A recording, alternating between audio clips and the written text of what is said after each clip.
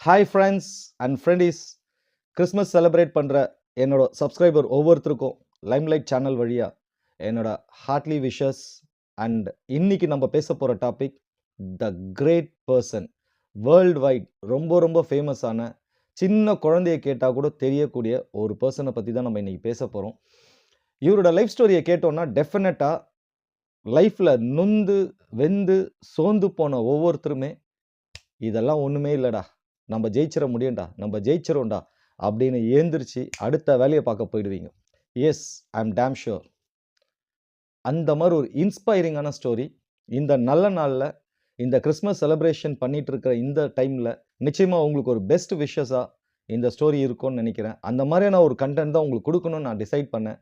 அதனால தான் இந்த கண்டென்ட் நான் செலக்ட் பண்ணது. பிகாஸ் இன்னைக்கு நம்ம லைஃப்பில் ஒவ்வொருத்தருமே வந்து ஏதோ ஒரு விதத்தில் ஃபினான்ஷியலாக, இல்லை ஒர்க் பிடிக்காம, இல்லை பிடிச்ச ஒர்க் செய்யாமல், இல்லை லைஃப்பில் நிறைய கஷ்டங்கள், பல பிரச்சனைகளை ஃபேஸ் பண்ணிட்டு என்னடா வாழ்க்கை இது, டேஷ் வாழ்க்கை அப்படின்னு கூட சொல்கிற அளவுக்கு நம்ம வந்து நொந்து போயிருப்போம். பட் இப்போ நான் சொல்ல போகிற ஸ்டோரிக்கு முன்னாடி நம்ம படுற கஷ்டம்லாம் ஒரு பெரிய கஷ்டமே கிடையாது. பிகாஸ் எங்கேயோ ஒருத்தர், யாரோ ஒருத்தர் தான் இவ்வளோ கஷ்டப்பட முடியும். நம்ம எல்லாருமே ஏதாவது ஒரு விதத்தில் ஏதாவது ஒரு பேஸ் இருக்கும். பட் எந்த பேஸுமே இல்லாமல் இன்னைக்கு இவ்வளோ பெரிய இடத்துக்கு வர முடியும் அவரால் அப்படின்னா நிச்சயமாக இது உங்களாலையும் முடியும், என்னாலும் முடியும். இது எனக்கு ஒரு பெரிய இன்ஸ்பைரிங் ஸ்டோரி. டெஃபினட்டாக உங்களுக்கும் இது அந்த அளவுக்கு ஒரு இன்ஸ்பைரிங் ஸ்டோரியாக இருக்கும். Let's get motivate. Hi, hello, welcome to limelight media Tamil. நான் உங்கள் MKR.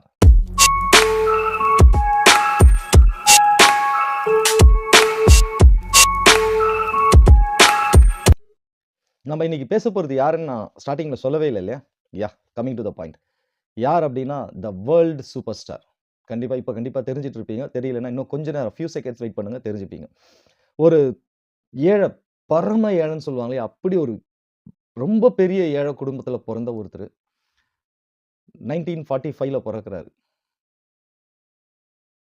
பட் பிறக்கும் போதே வந்து அவங்க ஃபேமிலி அவ்வளோ ஒரு வறுமை. அம்மா வந்து கஞ்சா விற்கிறாங்க ரோட்ல.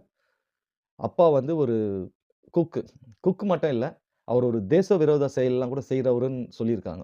அந்த மாதிரி ஒரு பர்சன். அவரோட ஐடென்டிட்டியை வெளியே சொல்ல முடியாத அளவுக்கான ஒரு பர்சன். இந்த குழந்தை, அவங்க 2 பேருக்கும் சேர்ந்து ஒரு குழந்தை பிறக்குது. அந்த குழந்தைய அந்த டெலிவரி பார்த்த ஹாஸ்பிட்டலில் ஆக்சுவலி எல்லாருமே ஒரு 9 மந்த்ஸ் இல்லை 10 மந்த்ஸில் பிறந்துருவாங்க. பயாலஜிக்கலி ஒரு 11 மந்த்ஸுக்கு மேலே யாருமே அம்மா வயித்துல இருக்க முடியாது. இதுதான் பயாலஜிக்கலி சொல்லுவாங்க. பட் இவர் மட்டும், இவரோட பயோகிராஃபி படி பார்த்தீங்கன்னா 12 மந்த்ஸ்ன்னு சொல்கிறாங்க. But I am not sure that. But ஏன்னா பயாலஜிக்கலி வந்து ஒரு 11 மந்த்ஸ்க்கு மேலே இருக்க முடியாது. பட் இது 12 மந்த்ஸ்ன்னு சொல்கிறாங்க. ஓகே, நம்ம 12 மந்த்ஸாக வச்சுக்கலாம், இல்லை 11 மந்த்ஸ், எனிதிங். பட் இருந்தாலும் நார்மலாக ஆகிற டெலிவரியை விட ரொம்ப லேட்டாக தான் அவர் பிறந்திருக்கிறார். இவ்வளோ சுச்சுவேஷன் நடுவில் அவங்க அப்பாவுக்கு வந்து இந்த டெலிவரி செலவு பார்க்குறதுக்கே காசு இல்லை. அப்போ அங்கே இருந்த ஒரு டாக்டர் வந்து இந்த குழந்தைய தத்தெடுத்துக்கலாம் அப்படின்னு யோசிச்சிருக்கிறாரு, கேட்டிருக்கிறார். அப்போ 20,000 ரூபாய்க்கு வித்துடலான்னு கூட இவங்க டிசைட் பண்ணியிருக்காங்க இந்த பேரண்ட்ஸ். பட் அவரோட ஃப்ரெண்டு, இந்த குழந்தையோட அப்பா இருக்கிறார் இல்லையா, அவரோட ஃப்ரெண்டு வந்து, என்ன உனக்கு அறிவு இல்லையா, அதெல்லாம் பண்ணாத, தப்பு, வறுமைக்காக குழந்தைய வித்துருவாங்களா அப்படின்னு சொல்லிட்டு அவர் அந்த ஹாஸ்பிட்டல் பேமெண்ட்லாம் பண்ணி கூட்டிகிட்டு வந்திருக்கிறாரு. அந்த குழந்தை வந்து 4 கிலோ இருந்திருக்கு. அவ்வளோ பப்ளியாக, அவ்வளோ சாமிங்காக இருந்திருக்கு அந்த குழந்தை.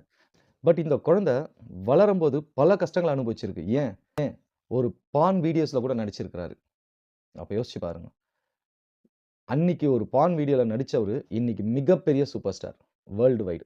அது மட்டும் இல்லை, அவர் உடம்புல கிட்டத்தட்ட 3000 இன்ஜுரிஸ் ஆயிருக்கு. கிட்டத்தட்ட 70 மேஜர் இன்ஜுரிஸ் ஆயிருக்கு. தலையை, ஸ்கல் பிரேக் ஆகி தலைக்குள்ளே ஒரு ஓட்டை, அந்த ஸ்கல்லில் ஒரு ஓட்டை, அதை பிளாக் பண்ணியிருக்காங்க. இந்த மாதிரி ஏகப்பட்ட ஃபிசிக்கலி, மென்டலி, ஃபினான்ஷியலி பல ப்ராப்ளம்ஸை ஃபேஸ் பண்ணி இன்னைக்கு ஒரு பெரிய இடத்துல நிற்கிற super star, the one and only Jackie San.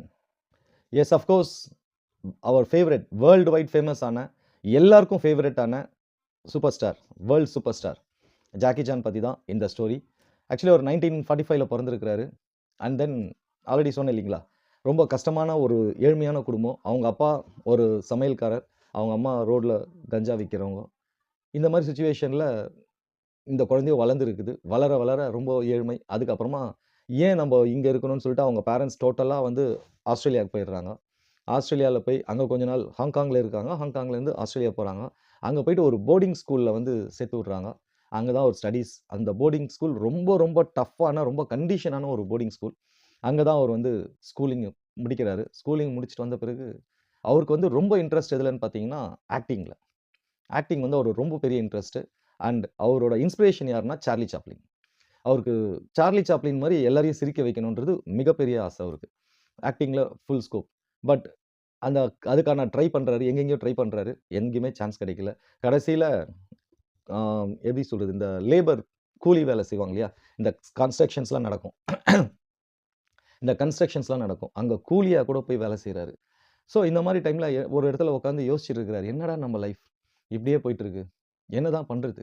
அப்படின்னு யோசிக்கும்போது, ஒரு ஃப்ளையிங் ஆட் ஒண்ணு பார்க்குறாரு. அந்த ஆட்ல ஆக்டர்ஸ் வாண்டட்ன்னு இருக்கு. ஓ! ஓகே. ஃபைன்.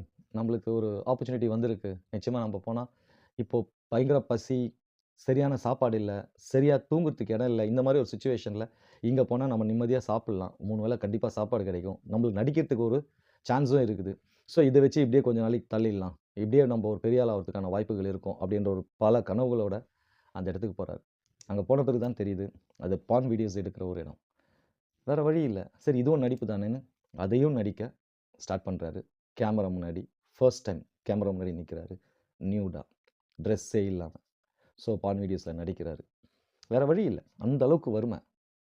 லைஃப்ப ரன் பண்ணி ஆவணும். அவரே சமாதானப்படுத்திட்டு பார்ன் வீடியோஸ்லயே நடிக்கிறாரு. அப்போ ஃப்ரெண்ட்ஸ் எல்லாம் வந்து கிண்டல் பண்றது. இதுவும் நல்லா தான் நடிக்கிற அப்படி இப்படின்னு சொல்லும்போது, இவரு ஒரு இடத்துல உட்காந்து யோசிச்சுட்டு இருக்கிறாரு. என்னடா பண்ணலான்னு. அப்போ ஒரு ஃப்ரெண்ட் சொல்றாரு. "ஏன் நீ யுஎஸ் போக்கூடாது? அமெரிக்கா ஏன் போக்கூடாது? அங்க ப்ரூஸ் லீன்னு ஒரு பெரிய ஆக்டர் இருக்கிறாரு. அவருன்னா எல்லாருக்குமே வந்து அவ்வளோ ஒரு கிரேஸ். நாளைக்கு நீ கூட அந்த மாரி வரலாம். நீ அமெரிக்கா போனேன்னா நிச்சயமா உங்களுக்கு ஒரு சான்ஸ் இருக்கும்" அப்படின்னு சொல்றாரு. சரி நம்மளும் அமெரிக்கா போலாமேன்னு சொல்லிட்டு சரி நம்மளும் அமெரிக்கா போலாமேன்னு சொல்லிட்டு, இவரு அமெரிக்கா கிளம்புறாரு. அங்க போம்போது அவருக்கு லாங்குவேஜஸ் தெரியாது. எதுவுமே தெரியாது. ஈவன் ஒருத்தர்கிட்ட கம்யூனிகேட் பண்றதுக்கு முன்னாடி மனசுக்குள்ள நெறைய பிராக்டிஸ் பண்ணிட்டு, அத பத்தி எப்படி கேட்கணும், எப்படி பேசணும்னு பிராக்டிஸ் பண்ணிட்டு தான் அவரு ஒருத்தர்கிட்ட கம்யூனிகேட்டே பண்ணுவாரு. ஒரு ஹோட்டல் போய் ஒரு ஃபுட் ஆர்டர் பண்ணணும்னா கூட, அதுக்கு முன்னாடி அவரு மனசுக்குள்ள அத கம்யூனிகேட் பண்ணி, அத பிராக்டிஸ் பண்ணிட்டு தான் ஃபுட் ஆர்டர் பண்றது. இந்த மாரி தான் அவர் சர்வை பண்ண ஸ்டார்ட் பண்ணியிருக்காரு. ஸோ அந்த டைம்ல ப்ரூஸ் லீயோட ஒரு படத்துல இவரு நடிக்கிறதுக்கு சான்ஸ் கிடைக்குது. நடிக்கிறதுக்கு இல்ல, அடி வாங்குறதுக்கு. பிகாஸ் ப்ரூஸ் லீக்கு எகெயின்ஸ்ட்டா ஃபைட் பண்ணணும். தெரியும் இல்லைங்களா ப்ரூஸ் லீ பத்தி? அவர் வந்து சும்மா டூப்பெல்லாம் போட்டு ஃபைட் பண்ண மாட்டார். Real fighter. ஸோ எதிர்க்க அடி வாங்கறதுக்கு ரெடியா இருக்கிறவங்க தான் அங்க நடிக்க முடியும். ஸோ அந்த மாரி ஒரு கேரக்டருக்கு தான் இவர் போறாரு. செம்ம அடி வாங்குறாரு. அடி துவச்சு எடுத்துடுறாங்க. பின்னி எடுத்துடுறாரு. வேற வழி இல்ல. பட் அதையும் தாங்கிக்கிறாரு. பட் இவருக்கு என்னன்னா, அவ்ளோ பெரிய இன்ஸ்பயர் ஆவல அவரு. ப்ரூஸ் லீய பார்த்து. ஏன்னா இவரோட தாட், இவரோட ட்ரீம் எல்லாமே வந்து சார்லி சாப்ளின் தான் இவரோட mind set. So Charlie Chaplin மாரி நம்ம சிரிக்க வைக்கணும். சார்லி சாப்ளின் மாரி சிரிக்க வச்சு ஃபைட் பண்ணணுன்றது தான் இவரோடது. பட் இங்க வேற வழி இல்ல. அதனால இது கிடைச்ச வேலைய செய்யலாமே. அட்லீஸ்ட் அந்த நடிப்புன்ற ஒரு விஷயத்துக்குள்ள வந்துட்டோமேன்ற ஒரு சாட்டிஸ்ஃபாக்ஷன்ல பண்ண ஆரம்பிக்கிறாரு. ஸோ இப்படியே கொஞ்ச நாள் போக போக ப்ரூஸ் லீக்கும் இவருக்கும் ஒரு நல்ல ஒரு அண்டர்ஸ்டாண்டிங் ஏற்படுது. அதுக்கப்புறமா அவருக்கு ஒரு பவுன்சராவே இவரு மாறிடுறாரு. இவரு ஆல்ரெடி சைனால இருக்கும்போது கூட, ஹாங்காங்ல இருக்கும்போது கூட பார்த்தீங்கன்னா, பவுன்சரா இருந்திருக்கிறாரு.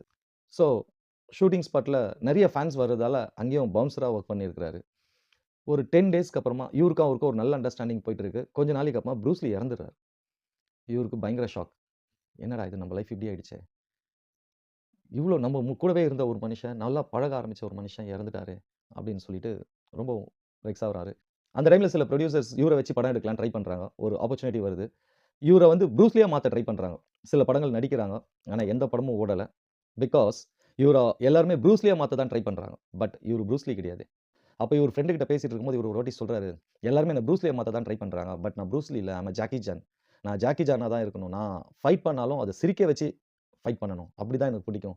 அப்படின்னு டிஸ்கஸ் பண்றாரு. அதே மாரி கொஞ்ச நாளைக்கு அப்புறமா ஒரு புரொடியூசர் இவரோட அந்த எய்ம புரிஞ்சுக்கிட்டதால, அதே மாரி அவர ஃப்ரீயா விட்டு, "நீ உனக்கு எப்படி பிடிக்குதோ நடி. உனக்கு புடிச்ச மாரி நடி. உன்ன வச்சு நான் படம் எடுக்கிறேன்னு" சொல்லி படம் எடுக்குறாரு. அவருக்கு புடிச்ச மாரி, அவரு விருப்பப்பட்ட மாரியே படம் எடுக்குறாங்க. அந்த படம் சூப்பர் டூப்பர் ஹிட். அந்த படத்தோட நேம் ப்ராஜெக்ட் ஏ. ஸோ அதுக்கப்புறமா அவர் லைஃப்ல அப்கமிங் ஹீரோவா வராரு. நெறைய படம் நடிக்கிறாரு. எல்லாமே super duper hit. World wide famous ஆவுறாரு. எல்லாருக்குமே புடிச்ச ஒரு ஹீரோவா மாறுறாரு. வேர்ல்டு சூப்பர் ஸ்டாரா மாறுறாரு. இன்னைக்கு அவரோட நெட் வொர்த் எவ்வளோ தெரியுங்களா? 500 மில்லியன். இந்த 500 மில்லியன் ப்ராப்பர்ட்டீஸையுமே வந்து ட்ரஸ்ட்டுக்கு எழுதி வைக்கிறார். அவருக்கு ஒரு குழந்தை இருக்கு. பையன் இருக்கிறான். ஒரு பொண்ணு இருக்கு. 2 ஒய்ஃப். ஒரு குழந்தைக்கு ஒரு ஒய்ஃப்க்கு ஒரு பையன், இன்னொரு ஒய்ஃப்க்கு ஒரு பொண்ணு. ஆனா பையனுக்கு எந்த ப்ராப்பர்ட்டீஸுமே குடுக்காம, அவரோட டோட்டல் ப்ராப்பர்ட்டி அந்த 500 மில்லியன் வொர்த் இருக்க ப்ராப்பர்ட்டீஸ் அத்தனையுமே ட்ரஸ்ட்டுக்கு எழுதி வச்சுறாரு. அப்ப ஒரு பிரஸ்ல கேட்குறாங்க, "உங்களுக்கு பையன் இருக்கிறானே, பையனுக்கு எழுதாம நீங்க இப்படி பண்ணிட்டீங்களான்னும்போது," "இல்ல என் பையன் நான் ஸ்க்ராட்ச்லேருந்து வந்தவன். என் பையனுக்கு நான் இப்ப இந்த பணத்த குடுத்தேன்னா, அவனுக்கு பணத்தோட மதிப்பு தெரியாது. அவன் செலவு பண்ண மட்டும் தான் கத்துப்பான். சம்பாரிக்க கத்துக்க மாட்டான். அவன் சம்பாரிக்கட்டும். அவன் சம்பாரிக்கும்போது தான் பணத்தோட வேல்யூ தெரியும். ஸோ அவன் சம்பாரிச்சு அவன் வருவான். அவனுக்கு நான் சப்போர்ட்டா இருப்பேன். ஆஸ் அ ஃபாதரா என்னோட கடமை நான் அவனுக்கு செய்வேன். என்னோட கடமைய நான் கண்டிப்பா செய்வேன்." அப்படின்னு சொல்லி அவரோட ப்ராப்பர்ட்டீஸ் மொத்தமா ட்ரஸ்ட்டுக்கு எழுதி குடுத்துட்டாரு. What a person. யோசிச்சு பாருங்க. இப்பேற்பட்ட ஒரு சிச்சுவேஷன்ல இருந்து கிட்டத்தட்ட 3000 இன்ஜூரீஸ், 70 மேஜர் இன்ஜூரீஸ், தலையில ஓட்ட, செத்து பொழச்சு, சாதிச்சு, இன்னைக்கு இவ்ளோ பெரிய ஆளா நிக்கிறாரு. ஏன் நம்மளால முடியாது? கஷ்டம்னு நெனச்சா எல்லாமே கஷ்டம் தான். விஜய் ஒரு ஸ்டேஜ்ல சொல்லியிருப்பாரு. எப்பவுமே வந்து ஆப்பர்ச்சுனிட்டில இருக்க கஷ்டத்த பார்க்காதீங்க. கஷ்டத்துல இருக்க ஆப்பர்ச்சுனிட்டிய பாருங்கன்ட்டு. அவரு அதுதான் பண்ணாரு. அவரு அந்த கஷ்டத்துல இருக்க ஆப்பர்ச்சுனிட்டிய பார்த்தாரு. ஜெயிச்சாரு. இன்னைக்கு வேர்ல்டு வைட் ஃபேமஸான ஒரு பெரிய சூப்பர் ஸ்டாரா இருக்கிறாரு. ஸோ அவரால முடியும்னா, நிச்சயமா நம்மளாலயும் முடியும். நம்ம படுற கஷ்டங்கள், நம்ம லைஃப்ல வர பிரச்சனைகள் எல்லாம் ஒரு பிரச்சனையே இல்லன்னு நெனச்சு, நம்ம கிராஸ் பண்ணி போயிட்டே இருந்தோம்னா, நிச்சயமா நம்மளாலயும் ஒரு நாள் சாதிக்க முடியும். ஈவன் அவர் எவ்வளோ பெரிய கிரேட் ஹியூமன் பீயிங்ன்றதுக்கு அவரு ப்ராப்பர்ட்டி எழுதி வச்சது மட்டும் இல்ல. அவங்க பையன் வந்து கஞ்சா வித்து போலீஸ்ல அரெஸ்ட் ஆகுறாரு. அப்போ பிரஸ் முன்னாடி வந்து மன்னிப்பு கேட்டாரு. "நான் ஒரு தப்பான சன்னா வளர்த்துருக்கேன். நான் ஒரு கரெக்ட்டான அப்பாவா இல்லாம போயிட்டுருக்கிறேன். கண்டிப்பா இனிமே என்னோட தப்ப திருத்திக்க முயற்சி பண்றேன். நான் அவன கண்டிப்பா ஒரு நல்ல வழிக்கு கொண்டு வர முயற்சி பண்றேன்." அப்படின்னு சொல்லி பகிரங்கமா பிரஸ் முன்னாடி வந்து மன்னிப்பு கேட்டாரு. ஸோ தப்ப ஒத்துக்கிறதுக்கு கூட ஒரு தைரியம் வேணும். அதுவும் பிரஸ் முன்னாடி அவ்வளோ ஓப்பனா பேசுனது வந்து பெரிய விஷயம்.